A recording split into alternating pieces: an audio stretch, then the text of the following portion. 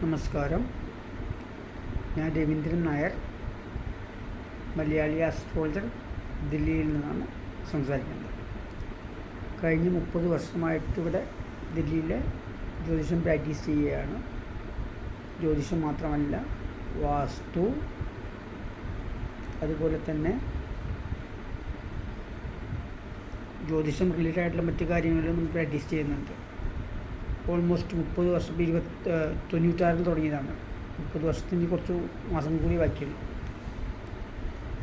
അപ്പോൾ അത് കാണുമ്പോൾ നമ്മൾ കഴിഞ്ഞ 30 വർഷമായിട്ട് ജോലി ചെയ്യുന്ന വ്യത്യാസം, ആൾക്കാരുടെ പോപ്പുലേഷൻ്റെ സ്വഭാവത്തിന് വ്യത്യാസം വന്നിട്ടുണ്ട്. 30 വർഷം മുമ്പുണ്ടായിരുന്ന അതുപോലത്തെ അല്ല ഇപ്പോൾ ആൾക്കാരുടെ റിയാക്ഷനും കാര്യങ്ങളും. കാരണം പണ്ട് കാലത്ത് ആൾക്കാർക്കുണ്ടായിരുന്ന അതേപോലെയുള്ള വിശ്വാസം ഈ കാലത്ത് ഉണ്ടെന്ന് തോന്നുന്നില്ല.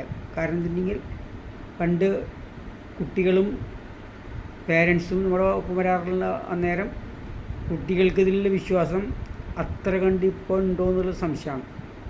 കാരണം ഇപ്പോൾ അവർക്കും ഇതൊക്കെ വീട്ടുകാരുടെ നിർബന്ധത്തിന് വഴങ്ങിയിട്ട് TK എന്നുള്ളൊരു നിർബന്ധവശമായിട്ടുള്ള വരുന്നു എന്ന് മാത്രമേ ഉള്ളൂ.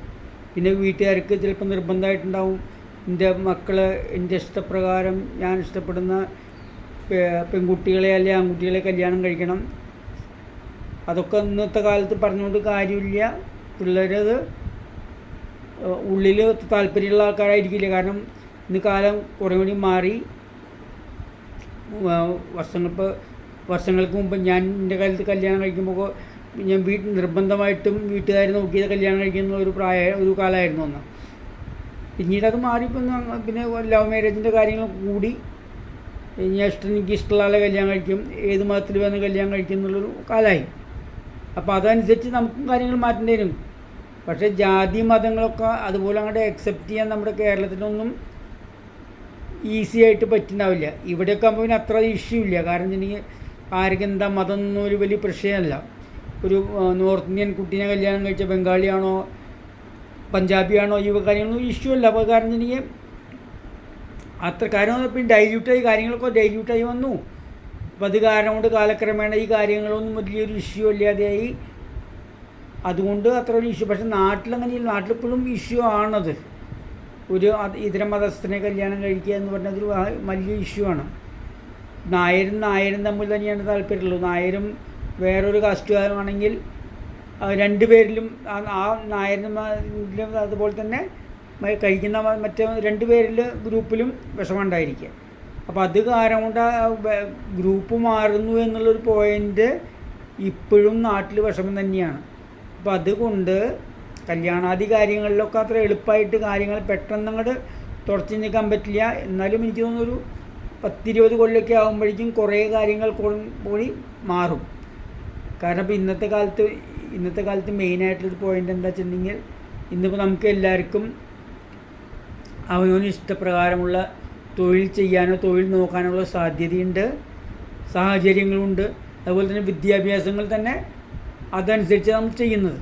കുട്ടികൾ പഠിക്കുന്നത് തന്നെ ഏത് ജോലി ചെയ്യണം എന്നനുസരിച്ചുള്ള പോയിന്റിലാണ് പഠിക്കുന്നുണ്ടാവുക. അപ്പോൾ അത് പഠിക്കുമ്പോൾ അവർക്ക് അതേപോലത്തെ ജോലി കിട്ടും. ഇപ്പോൾ ഓരോ കുട്ടികൾക്കും അമേരിക്കയിലൊക്കെ എത്രയോ വലിയ നല്ല പാക്കേജുള്ള നല്ല നല്ല കമ്പനികളിൽ ജോലിയുണ്ട്. അപ്പോൾ അതൊക്കെ ഉള്ളൊരു കാലമാണ്. പഴയ കാലത്ത് എന്താ ജോലി ചെയ്യേണ്ടതെന്ന് അറിയാതെ കണ്ട് പഠിച്ചിരുന്ന ഒരു കാലമല്ല ഇന്ന്. പണ്ട് ഞാനൊക്കെ പഠിക്കുന്ന കാലത്ത് ആകെ 3 ഫംഗ്ഷനേ ഉള്ളൂ: ആർട്സ്, കൊമേഴ്സ്, അല്ലെങ്കിൽ എന്താ പറയുക മെഡിസിൻ. ഈ 3 ഏരിയയിൽ മാത്രമേ ഉണ്ടായുള്ളൂ. ഇന്നിപ്പോൾ അതൊന്നുമല്ല. ഇന്ന് ഏരിയകൾ മെഡിക്കലിൽ തന്നെ മെഡിസിൻ തന്നെ എത്ര ഡിഫറെൻറ്റ് ഏരിയകളുണ്ട്. അതുപോലെ ആർട്സിൽ തന്നെ എത്ര ഡിഫറൻസ് ഏരിയകളുണ്ട്. കൊമേഴ്സ് തന്നെ ഓരോരോ കാര്യങ്ങളിലും എത്രയോ ഡിഫറൻസ് ഏരിയയിൽ പഠിച്ചിട്ട് ജോലിക്ക് പോകാവുന്നതാണ്. പിന്നെ അത് തന്നെ അതിൽ വീണ്ടും സ്പെഷ്യലൈസേഷൻ ഉണ്ട്. അപ്പോൾ അങ്ങനെയൊക്കെ കാലം മാറിയ സ്ഥിതിക്ക് ജോലികളുടെ സാധ്യതകളും മാറി. അത് കഴിഞ്ഞിട്ട് അതുപോലെ തന്നെ ഇപ്പോൾ വിദേശത്തേക്ക് പോകാനുള്ള കാര്യങ്ങളും നിയമങ്ങളൊക്കെ ദിവസം മാറിക്കൊണ്ടിരിക്കുകയാണ്. UK പോകേണ്ട നിയമങ്ങൾ, അമേരിക്ക പോകേണ്ട എന്നെന്നും മാറിക്കൊണ്ടിരിക്കുകയാണ്. അപ്പോൾ അതനുസരിച്ച് കാര്യങ്ങളൊക്കെ നീങ്ങി കഴിഞ്ഞിട്ടുണ്ടെങ്കിൽ കാര്യങ്ങൾ കുറേ ഈസി ആയിട്ട് നടത്താൻ പറ്റും. പഴയ കാലത്ത് അത്ര റിജിഡായിട്ട് അങ്ങനെ ഇരിക്കേണ്ട കാര്യമില്ല. അതനുസരിച്ച് പേരൻസും കുട്ടികളെ പുറത്തേക്ക് പറഞ്ഞയക്കാനുള്ള സൗകര്യങ്ങളും കാര്യങ്ങളൊക്കെ സപ്പോർട്ട് ചെയ്തുകൊണ്ട് ചെയ്യേണ്ട കാലമാണിപ്പോൾ. പഴയ കാലത്ത് റിജിഡായിട്ടില്ല, ഇനി എൻ്റെ മക്കളെ പുറം നാട്ടിലേക്ക് പറഞ്ഞയക്കില്ല എന്ന് വിചാരിച്ചിരിക്കേണ്ട കാലമല്ല. അത് കാരണം കൊണ്ട് അത് പേരൻസും അതുപോലെ തന്നെ ആലോചിക്കുക, ആൺകുട്ടിയായാലും പെൺകുട്ടിയായാലും. കാരണം ഇന്ന് ഓപ്പർച്യൂണിറ്റി ഒരേപോലെ ഈക്വലാണ്. അത് നമ്മൾ മനസ്സിലാക്കുക. ആൺകുട്ടികളെ പോലെ തന്നെ പെൺകുട്ടികൾക്കും അതേ സാധ്യതകളുണ്ട്. ജോലിയാണെങ്കിലും കുടുംബം നോക്കാനാണെങ്കിലും സാമ്പത്തികമായിട്ട് പുരോഗമനത്തിനാണെങ്കിലും കല്യാണം കഴിച്ച് മുമ്പാക്കം വരാനാണെങ്കിൽ എല്ലാ കാര്യങ്ങൾക്കും സാമ്പത്തികം മെയിനാണ്. സാമ്പത്തികം ഇല്ലെങ്കിൽ ഒന്നുമില്ല എന്നുള്ള കാലമാണ്. പൈസ ഇല്ലെങ്കിൽ ഒന്നുമില്ല എന്ന് വെച്ചിട്ട് എല്ലാ കാര്യങ്ങളും കിട്ടുന്ന കാശ് മുഴുവൻ എടുത്ത് ഒരു ഉദാഹരണം പഴയ കാലത്തെ കല്യാണത്തിനെ പോലെ തന്നെ കല്യാണത്തിന് അത്യാവശ്യം വേണ്ട ആൾക്കാരായിട്ട് കല്യാണം കഴിക്കുക. അതായത് പണ്ടത്തെ കാലത്ത് എന്ന് വെച്ചിട്ടുണ്ടെങ്കിൽ നാട്ടിലുള്ള ആൾക്കാരെ മുഴുവൻ വിളിച്ചു കൂട്ടി കല്യാണം കഴിക്കുന്ന കാലമായിരുന്നു. പക്ഷേ ഇന്നങ്ങനെയല്ല. ഇന്ന് ആവശ്യമുള്ള ആൾക്കാരെ അത്യാവശ്യമുള്ള ആൾക്കാരെ വെച്ചിട്ട് മാത്രമേ കല്യാണം കഴിക്കുന്നുള്ളൂ. അപ്പോൾ അതൊരു വലിയ ചിലവായി മാറ്റാതെ കണ്ട് അത് കുട്ടികൾ അങ്ങനെ തന്നെ പറയുമായിരിക്കും. നിങ്ങളോടും നിങ്ങളുടെ മക്കളും എല്ലാവരും അങ്ങനെ തന്നെ പറയും. അങ്ങനെ അത്രയധികം അനാവശ്യമായിട്ട് വേസ്റ്റ് ചെയ്യുന്ന കാരണം അവർക്കും മനസ്സിലായി പൈസയുടെ വില. അപ്പോൾ പൈസയുടെ വാല്യൂ മനസ്സിലാക്കുമ്പോൾ ഓരോരുത്തരും അവരുടേതായിട്ട് അവർക്ക് മനസ്സിലാകുമ്പോൾ അതിനെപ്പറ്റി അവർക്ക് സംസാരിക്കാനുള്ള അധികാരമുണ്ട്. പറയുന്ന സത്യമാണ് ഇനി. അപ്പോൾ അത് കാരണം കൊണ്ട് ഈ പോയിന്റുകളിലൊക്കെ പാരൻസും ശ്രദ്ധിക്കണം. അതുപോലെ തന്നെ ആരെ കല്യാണം കഴിക്കുന്നുള്ള കാര്യം കുട്ടികൾ ഇഷ്ടപ്പെട്ട് കല്യാണം കഴിച്ച് അതിന് ആരും എതിർക്കേണ്ട കാര്യമില്ല. ഈ ലവ് മാരേജൊക്കെ എത്ര കണ്ട് സക്സസ്ഫുൾ ആവുമെന്ന് വെച്ചിട്ടുണ്ടെങ്കിൽ ഓൾമോസ്റ്റ് 100% ഓൾമോസ്റ്റ് കേസുകളും സക്സസ്ഫുൾ തന്നെയാണ് ഇപ്പോൾ നടക്കുന്നത്. അപ്പോൾ എന്താ വെച്ചാൽ രണ്ട് മെച്ചമുണ്ടെന്നുള്ളൂ. ഒരു ലവ് മാരേജ് ആകുമ്പോൾ കല്യാണത്തിന് മുമ്പ് തന്നെ 10, 18, 20 വയസ്സാകുമ്പോഴേക്കും അവർ സ്നേഹത്തിലായി കഴിഞ്ഞാൽ അവർക്ക് മനസ്സിലാവും മറ്റേ വ്യക്തി എത്ര കണ്ട് നമ്മളെ സ്നേഹിക്കുന്നു, അല്ലെങ്കിൽ സ്നേഹിക്കുക മാത്രമല്ല ജീവിതത്തിലെ ഓരോ കാര്യങ്ങളെയും പ്രായോഗികമായിട്ട് എങ്ങനെ നേരിടുന്നു എന്നുള്ളത് മനസ്സിലാവും, ആൺകുട്ടിയായാലും പെൺകുട്ടിയായാലും. അപ്പോൾ അത് പഴയ കാലത്തെ പോലെ എല്ലാ ആണുങ്ങളുടെ ഇഷ്ടപ്രകാരം എന്നുള്ളൊരു പോയിൻ്റ് അല്ല ഇപ്പോൾ നടക്കുന്നത്. അപ്പോൾ അത് കാരണം കൊണ്ട് അവർക്കത് മനസ്സിലാക്കിയിട്ട് പെരുമാറിക്കൊണ്ടും മുമ്പാക്കം സക്സസ്ഫുൾ മാരീഡിലാവുമ്പോൾ അത് സ്നേഹിച്ച് കല്യാണം കഴിക്കുന്ന ഒരു മോശമായിട്ടുള്ള കാര്യമല്ല. അപ്പോൾ അത് കാരണം കൊണ്ട് എന്താ വെച്ചിട്ടുണ്ടെങ്കിൽ മാക്സിമം കാര്യങ്ങൾ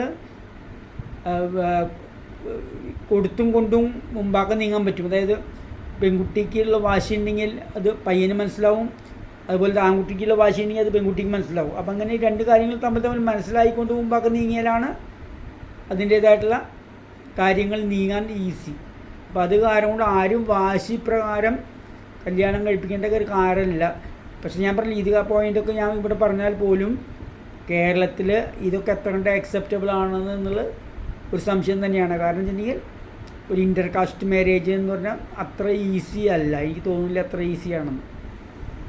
ഇൻ്റർ കാസ്റ്റ് ആകുമ്പോൾ സെയിം കാസ്റ്റും ഇത് കുറേ കൂടി ഇപ്പോൾ നമ്മൾ ഇതൊക്കെ എന്തൊക്കെ പുരോഗതി പറഞ്ഞാലും 100% വിദ്യാഭ്യാസത്തിലുള്ള ആൾക്കാരാണ് കേരളത്തിൽ എന്നൊക്കെ പറഞ്ഞാലും ഈ കാര്യങ്ങളൊന്നും നമ്മൾ പുരോഗമിച്ചിട്ടില്ല.